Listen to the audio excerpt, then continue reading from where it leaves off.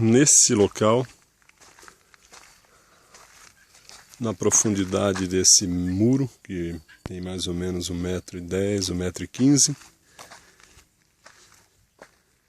eu vou construir um tanque para criar tilápia.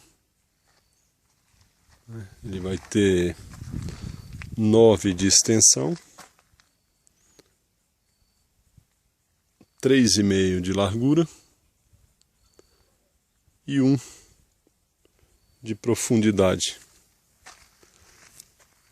A água vai ser pelo sistema de recirculação, né? Com perda mínima de água. E assim vai. Nessa semana começa a escavação. Depois de escavado, vai ser concretado, as paredes tratadas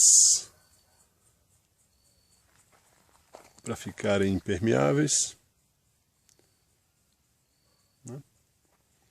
Vamos ver, eu vou postando os resultados passo a passo. Um abraço.